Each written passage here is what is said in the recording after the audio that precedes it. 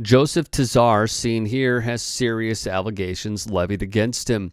Tesar attended a track meet. When multiple witnesses told local media he and his wife spouted that the event taking place was for girls only and that they demand to see the birth certificate of competitors they would question to be boys. My daughter was so shaken up. Like, she has gay parents. She's had trans coaches. She's got a trans cousin. It's the first time she's ever seen anything like that. Heidi Starr's daughter was allegedly the target of Tesar and his wife Krista at the meet. Starr would tell City News of what took place. This is supposed to be girls. Why are there boys throwing? He points at my daughter and he points at another girl in line with short hair. At which point I stepped forward and I said, "Excuse me, are you talking about my child? Because my child is a girl." And he says, "Oh, a girl, right? A girl." And says, "If they're not boys, then they're trans." Starr told the CBC, then the gentleman started insisting that I provide documentation in the form of a certificate proving that my daughter was born a girl. She added the man's wife was also shouting at Starr and Starr's ex, saying they were genital mutilators and groomers. Tesar, speaking to Castanet with what appears to be a prepared statement in his hands, denied all accusations against him. Jessica Tesar, Joseph's daughter, posted this photo with a rainbow under her feet. After the revelation surfaced online, the story has since gone viral. The girls and women who are a little bit gender nonconforming or who are particularly good at sport, who in some way look muscular or something, they're going to be scrutinized even more than normal. Photos submitted by Heidi Starr to the CBC show her daughter's face blurred to protect her identity. City Council member Loyal Woldridge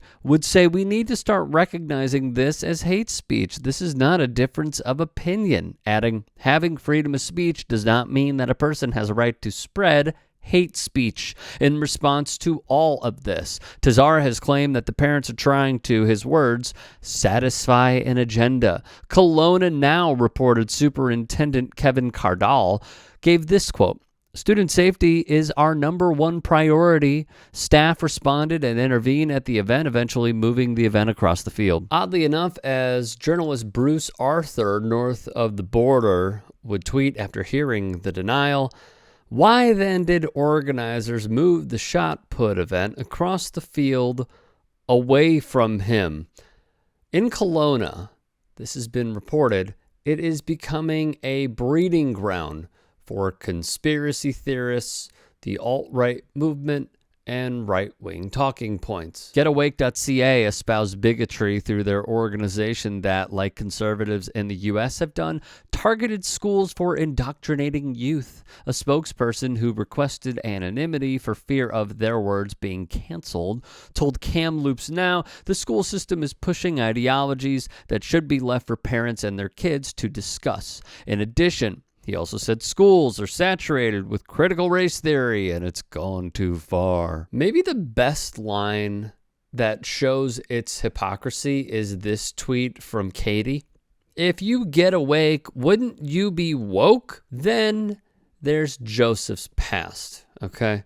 In 2010, PA Now reported Joseph launched an appeal following his guilty conviction in July 2009 for 2 counts of mischief and 1 count of breach of undertaking for failing to keep the peace. He received a 6-month conditional discharge for the offenses. A quick search would also find Joseph, well, not surprising, a donator to conservative groups in Canada. Then there's his son, Jojo Tesar, who is a gun-loving crypto bro. He'd also take this photo objectifying women while smoking a vape and doing his best Andrew Tate impersonation. Which makes sense, because from this video, it would seem his son is too busy launching prestige worldwide, yeah. He goes by Daddy Joe, the daddy you wish you had. Jesus, that whole family.